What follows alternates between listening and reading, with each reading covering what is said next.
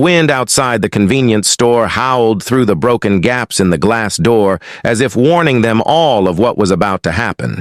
But no one paid it any attention, not the cashier too busy scrolling through his cracked phone. Not the mother, dragging her screaming child toward the bathrooms. Not the two men who thought they had found the perfect target, and especially not the woman in the corner whose breath never quickened, whose posture never changed, not even when the first man stepped inside, and the second hung back by the exit, like he had a role to play. If things got loud or messy, she stood with her hood low over her forehead, face half-shadowed fingers tracing the edge of a granola bar, her reflection in the freezer glass behind. Her showing a calmness that didn't belong in this kind of situation, not in a place like this, not when two predators were about to move in, thinking they were the ones who had the advantage. But that was their mistake, their fatal assumption. They looked at her and saw something soft, something breakable. They didn't see the calluses under the gloves or the coiled tension in her stance. They didn't see the years of training, the decades of silence, or the rage buried beneath the surface, like a pressure mine waiting for the wrong step. The first man was tall, lean, dressed in a black jacket with a barely visible tear under the sleeve. A knife tucked there, he thought, hidden. The bulge at his hip told her he carried a piece too, but it wasn't secure. Not fastened for quick draw, not ready for someone who knew how to move, between seconds, not moments. He made his way down the aisle, pretending to be interested in a can of beans, and she watched him in the reflection. Not directly. Never directly, because that told them too much. It was all about angles and awareness, the kind that got burned into you during those endless weeks at Bud's, the kind that kept you alive when orders went sideways in Kabul or Mosul or the Philippine jungle. He was 10 feet away when he made the first move. It wasn't big, just a glance to the exit, a signal to his buddy. Then he turned and stepped closer, too close, saying something she didn't really hear because her focus was already shifting. To his legs, to the way his stance widened, the way his balance shifted backward like he was preparing for her to resist. She didn't resist. She waited until he reached for her wrist, fingers extended, and then she exploded. Her hand moved up and inside, his grab redirecting his weight with a fluid twist that sent him stumbling forward off balance and wide open. Her elbow came down on his shoulder joint, a brutal pinpoint strike that dropped him to one knee before he even had time to curse. She pivoted on her heel, drove her knee into his face, and then let him fall limp between the shelves where the cereal boxes toppled like dominoes, hiding the blood pooling beneath his head. The cashier never looked up, and the woman with the child had already vanished into the restroom and would later claim she heard nothing because the whole thing was silent, precise, almost unreal. The second man hesitated. He had his hand on his waistband and his mouth open like he was about to shout something. But he never got the chance. She moved before the thought was fully formed in his mind. Closing the distance in 2 fast strides, her boot connecting with his wrist before he could draw the gun. The crunch of bone sharp and sickening, his scream muffled by her forearm slamming into his throat as she shoved him against the freezer door. She leaned in close, not to threaten, not to scare, but to say one word in his ear, something he would take to his grave, something she had only said once before back, in Fallujah, when she stood over the man who ordered the hit on her unit. His knees buckled, and he slid down the glass, leaving a smear behind, like a red comet streaking downward. She looked around, checked the angles. Nothing had changed except the air, which felt tighter, heavier, as if the walls themselves were holding their breath. She didn't panic, didn't run. She adjusted her hood and turned to the camera in the far corner, mounted above the door, blinking its dull red light. She let it see her, let it record every second because she wanted them to know what had happened here. This wasn't just an accident or a moment of bad luck for the two men. This was a message, and whoever was watching would understand that loud and clear. Outside, the sirens were still distant but getting closer, and she knew they weren't coming for her, not yet. Not unless someone in the system recognized her face or flagged her fingerprints, but she was careful about that. had been careful ever since the night she walked away from her old life, from the team, from everything that made her who she was before the betrayal, before the mission that was never supposed to go public, the one they tried to bury with her body in a shallow grave north of the Syrian border. But she survived that night and disappeared off the grid, leaving only whispers and ghost stories behind. She walked out of the store without looking back past the car, with tinted windows and stolen plates where the two men had waited. For her earlier, its driver's side door still open like a mouth mid-scream. She paused just long enough to reach inside and pull the folder from the glove compartment, the one marked with her old call sign and a list of names below it. She scanned. The first few, her expression unreadable, and then folded it under her arm as the first cruiser turned the corner, siren blaring tires screeching across the uneven asphalt. She stepped out of view just as the lights bathed the storefront in red and blue. Just as the officers ran inside, weapons drawn, only to find two unconscious men and no sign of the woman who did this. But they would find the tape eventually, and they would play it over and over, trying to identify her, trying to understand how someone could move like that, kill like that, vanish like that, and someone high up in a very cold, very private office would see the same footage and lean back in his chair whispering her name like it was a curse, like it was a prayer, like it was the beginning of something he thought he had buried a long time ago. But she was back, and she had a list, and he was on it, and this time she wasn't taking prisoners. The air was dry as bone and smelled like burnt rubber and sweat as she moved. Through the alley behind the store, her boots barely making a sound over the cracked concrete. The folder still tucked under her arm. Her hoodie still pulled low over her eyes, but her mind was already 10 steps ahead, calculating routes, exit points, and surveillance coverage as if her body was just a vessel on autopilot. This wasn't instinct. This was training. This was muscle memory forged in the dark corners of the world where mistakes were fatal and hesitation was just a more polite word for death. She ducked behind a dumpster and watched the cruisers arrive from between rusted gaps, metal and shadow blending around her like camouflage, like a second skin. The officers barked orders. One checked the pulse of the tall man on the floor, while another shouted for backup. A third officer was already on the radio, asking dispatch to pull any nearby traffic cams and send them now and fast, because what they saw on the floor didn't match anything in their training. One guy unconscious, with a shattered jaw, and another pinned in place by his own arm, twisted back in a way that seemed medically impossible, unless the person who did it had years of combat hand-to-hand experience and absolute precision under pressure. But she was gone, and none of them could explain how. 2 miles east, an old bike chained to a fence was already missing its lock bolt. Cut clean through with wire snips, she kept taped beneath a nearby trash bin.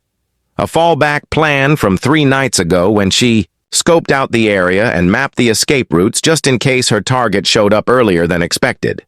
She pedaled hard fast, her legs moving like pistons, eyes flicking to the rearview mirror clipped to the side of the handlebar, and she wasn't being followed, not yet at least.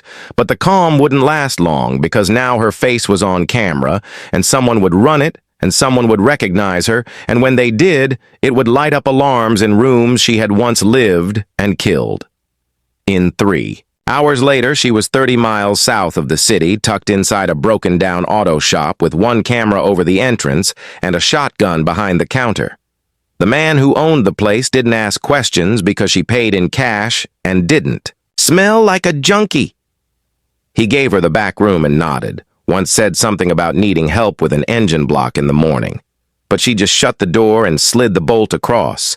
Then she pulled out the folder, spread the pages on the floor, and stared at the names one by one. Faces burned into her memory, even the ones she had only seen once through a scope in the Afghan hills or behind tinted glass during that briefing in Berlin when everything changed and she started realizing the truth.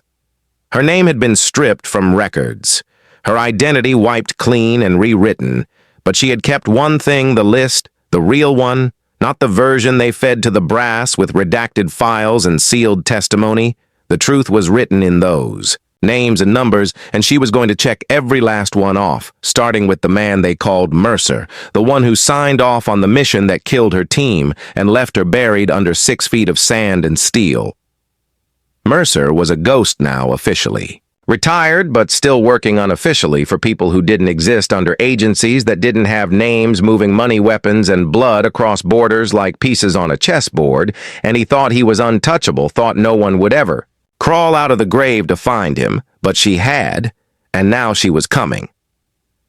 Back in the city, the footage had already made its way to someone high enough to panic, not just because of what they saw, but because of who they saw, and the man watching the grainy clip on repeat felt the blood drain from his face when he finally paused the frame and enhanced the image enough to see her eyes, those cold, familiar eyes that used to scan threat zones and enemy territory that once locked onto him through a sniper scope in Syria during a mission he thought no one else knew about.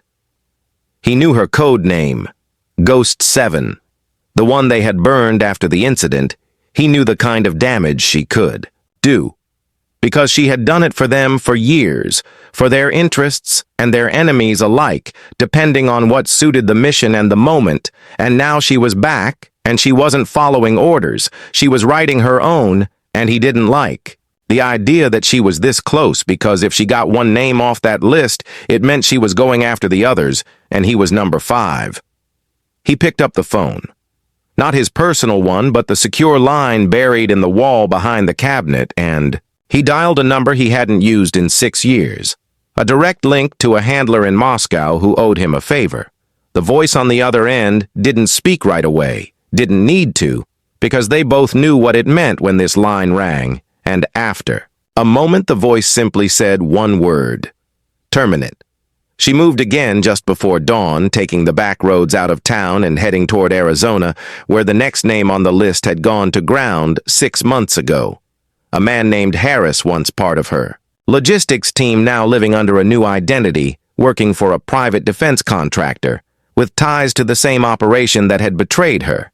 He thought he was safe behind his gates and his guards and his digital firewalls, but none of that mattered. Because she wasn't coming with tech or surveillance or an army. She was coming with memory and silence and absolute intent, the kind that cuts through steel and screams and leaves nothing but blood in its wake. She reached the outskirts of Tucson, just after dark, and found a motel with no cameras and a room that stank of mold and cigarette smoke, but it was perfect because the walls were thin and the night clerk didn't care who paid in cash as long as they didn't bring trouble. She closed. The door slid the lock and opened her pack slowly, methodically, laying out each item on the bed, like ritual, like old bones being polished for the last war. There was a pistol, small, compact, untraceable, a folding blade sharp enough to split hair, a burner phone, and the photo of Harris grainy, but clear enough to recognize the scar under his chin from the time he took shrapnel during the op in Caracas, and she had been the one to stitch him up with shaking hands and a broken needle because the medkit was lost in the river. She stared at the photo a long time, not with hate, not with anger, just with something colder, something ancient, a kind of resolve that didn't need words or justification because she wasn't coming for revenge. She was coming for justice, and Harris was the next link in the chain, and when she found him, when she forced him to look at her and remember what he did, what they all did, she would decide if he deserved to walk away or if he was going to end up, like the men in the store with the silence pressing down around him and the lights going out one by one. And as the wind howled outside and a black SUV slowed near the entrance of the motel, someone inside raised a phone, took a photo of the room, number, and sent it to a contact labeled only with a single letter. And then they stepped out of the vehicle into the darkness, moving toward her door with a blade of their own, glinting under the neon hum of the flickering vacancy sign. The moment her eyes opened, she knew someone was outside the motel room. She had not heard them, but she had felt them in that deep, primal way. Warriors sometimes do when death has entered the room before the door even opens. Her breathing slowed as she remained. Perfectly still, the faint hum of the neon sign outside buzzed like a warning signal through the thin motel walls. She counted the steps, soft, deliberate, calculated. Someone trained, not just a thug or a bounty hunter. This one had discipline, had patience, had the kind of poise that came from years in the field, maybe military, maybe worse. She moved without sound, sliding off the bed, barefoot and calm, crossing the room in 4 steps. Flat. Her hand closed around the blade before the door handle even. Twitched. She waited, eyes locked on the shadow moving under the frame, 1 breath, then 2, then the sound of metal sliding into the lock. But it stopped. Someone realized too late that she had reinforced it with a piece of chair leg jammed from the inside, a trick she picked up in Kandahar when snipers were waiting outside the compound and you only had seconds between sleep and execution. The figure paused, then stepped back, and she knew that meant one thing. They were switching tactics going. In fast, probably through the window, not enough time to gear up, not enough time to grab the gun, but enough to make the kill personal and silent. She turned just as the glass shattered inward, and the figure came through covered in black from boots, to mask gloved hands outstretched, but he made one mistake. He underestimated her reach.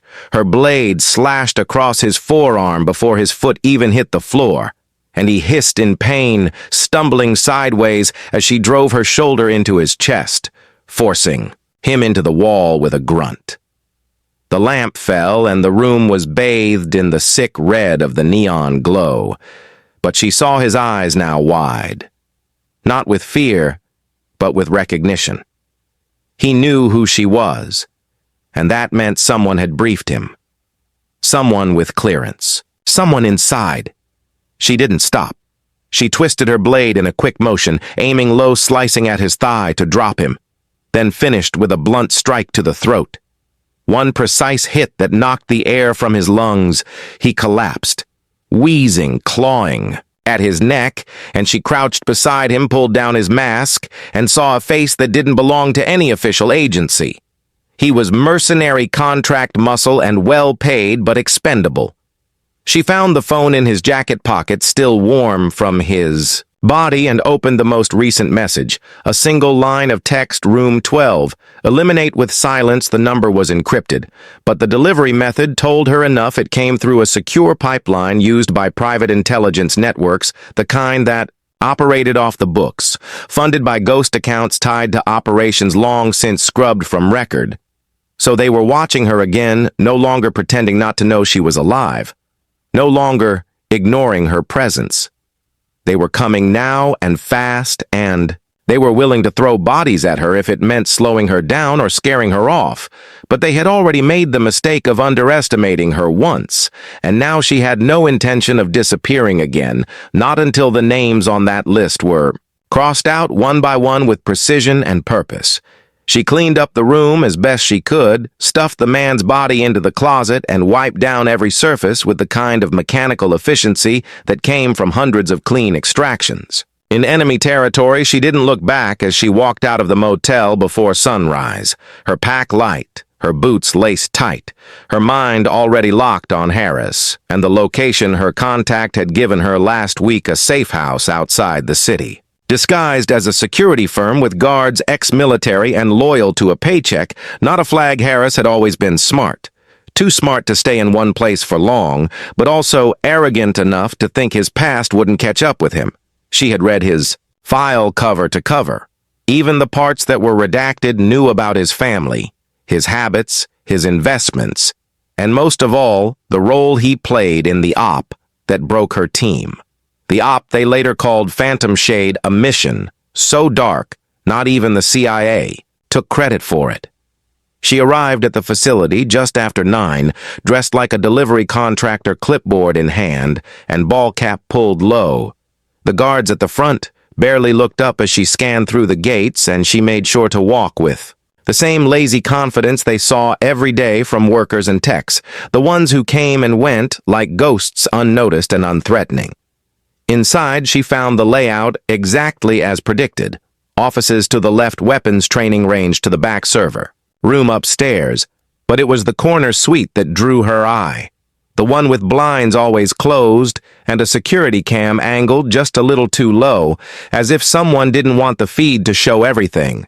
Harris was inside. She could feel it not from instinct, but from years of knowing how men like him operated behind layers of glass and power, pretending they were untouchable while surrounding themselves with locks and men with guns.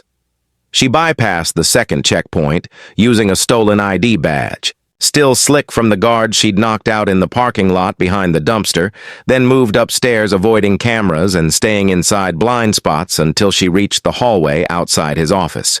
There were 2 guards at the door, both alert, both wired into comms, but neither of them prepared for someone like her. The first went down fast, one silent strike to the base of the skull. The second turned just in time to see her eyes before she struck his temple and caught his body before it hit the ground.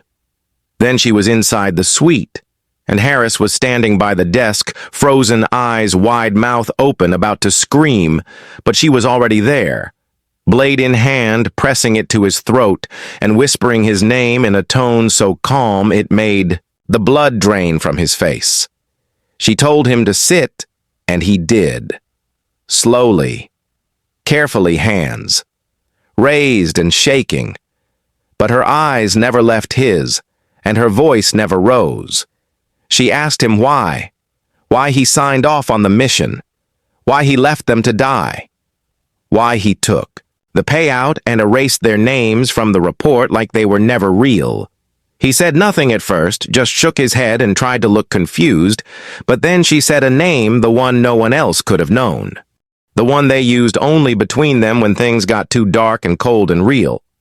That was when he broke, when the sweat formed on his forehead and the lies began to crumble. He told her it was never supposed to go that way. They were supposed to recover, the package extract and vanish, but then the orders changed from the top, from someone higher than anyone they knew, and the mission became a cleanup op, and the bodies were just loose ends. He said he didn't know she was alive, didn't know she had crawled out of that wreckage and disappeared into the desert like a ghost. She leaned in close and whispered that he had one chance, one single chance to make it right, to give her the name, the one behind the order, the one who set the whole thing in motion and sat behind a desk while her team burned.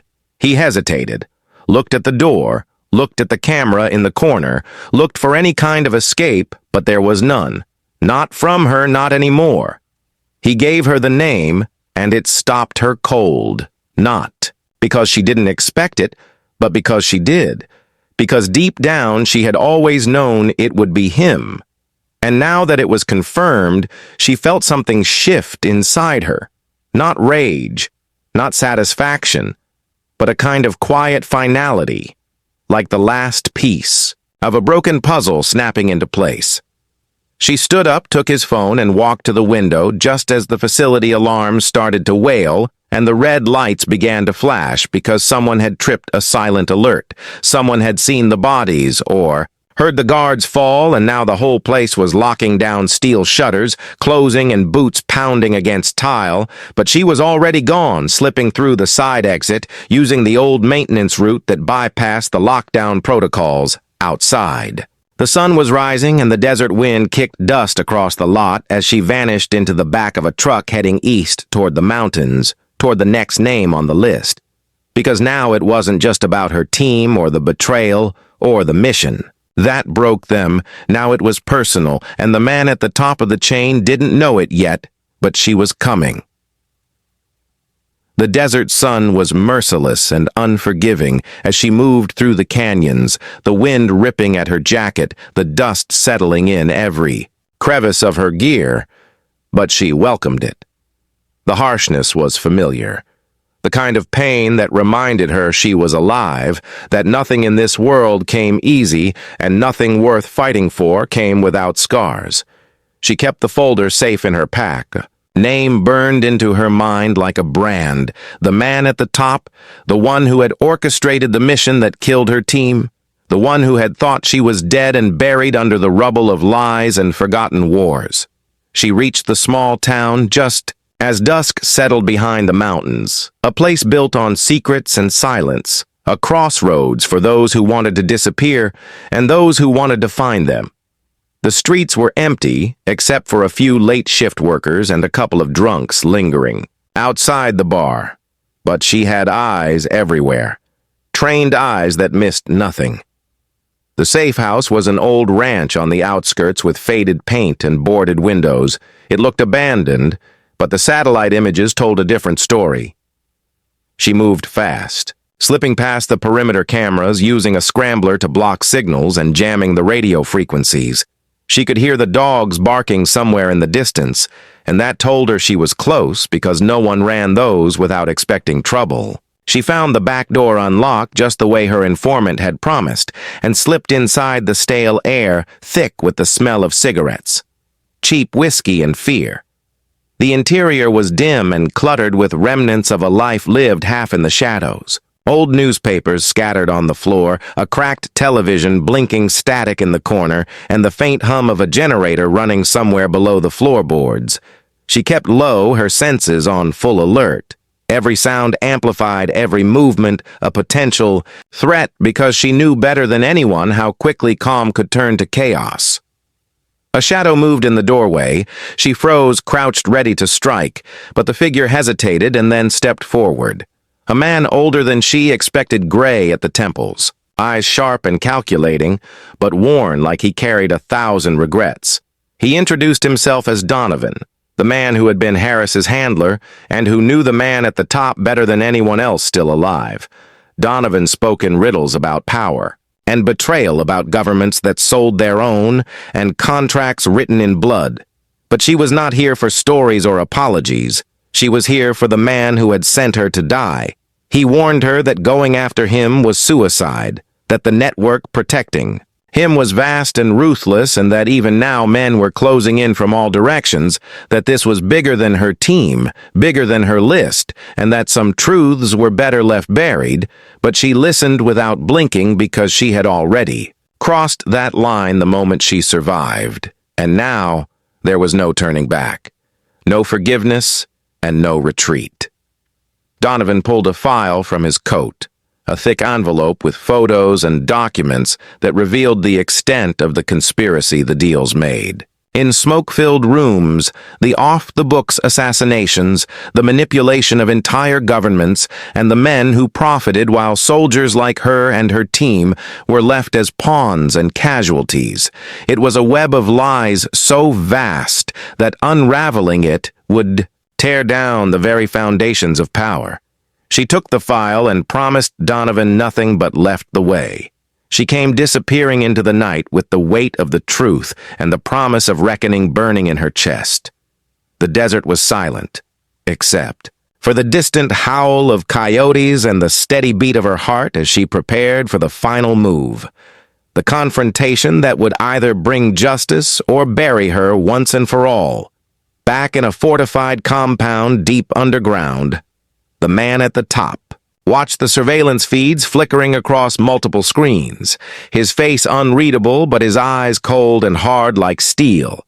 He knew she was coming because no one could disappear for this long without making noise, and the message was clear. She was cleaning house, and he was the last target, the one who pulled the strings from the shadows, protected by layers of guards and betrayal. But she had the one advantage. He never expected the advantage of a ghost and the fury of a woman betrayed. Called his most trusted lieutenant, a man with scars that told stories no one dared ask about and gave the orders in a voice that brooked no argument. Eliminate the woman before she reaches the compound. No mistakes, no mercy, and the lieutenant nodded, knowing this was not just a job, but a test of loyalty and survival. Because failure was not an option. Not when the fate of everything depended on silence and control. She arrived at the compound under the cover of a sandstorm, the swirling dust masking, her approach and the howling wind drowning out the sound of her footsteps. The perimeter was guarded by heavily armed men with night vision and heat sensors, but she had planned for this, using every skill she had learned and every trick she had. mastered to slip past the defenses like a shadow moving between raindrops. Inside the walls, the corridors were cold and sterile, illuminated by harsh fluorescent lights and lined with cameras, but she moved like a phantom weaving through security. Patrols disabling alarms and taking down guards silently until she reached the central control room, the heart of the operation and the throne room of the man who had orchestrated her downfall. The door was locked and fortified, but she had explosives. She had scavenged from missions long forgotten and now adapted for this final assault. She placed the charges with care and stepped back, waiting, counting the seconds until the blast would open the way to the truth and the reckoning she knew what awaited her beyond the door. The confrontation that would decide everything, but she was ready because she had no other choice, and because this was her war, and she was coming to win.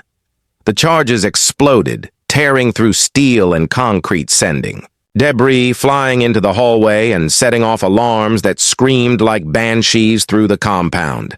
The guards rushed in, but she was already inside, moving fast and furious, taking them down with calculated strikes and precision shots. The fight was brutal and close quarters, and every second counted because the man at the top was waiting somewhere beyond the next door, watching and preparing for the final act. She reached the inner sanctum. The room was vast and dark, lit only by the glow of monitors and the flicker of a fireplace. A man stood silhouetted against the flames, the man she had hunted for years, the architect of the nightmare, the one who had pulled the trigger on her life and the lives of her team. And now they faced each other for the first time since the mission that broke them both. He smiled cold and cruel, and welcomed her not as an enemy, but as an old friend, a rival and a ghost. Returned from the dead, the words they exchanged were few but heavy, loaded with history and betrayal and the weight of all the lives lost in between.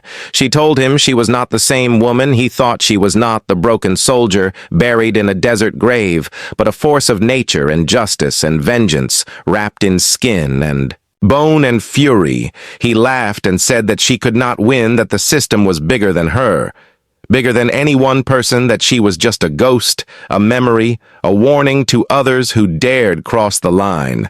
But she stepped forward, her eyes blazing, and said that ghosts were the deadliest of all because they were unseen, unstoppable, and unforgettable.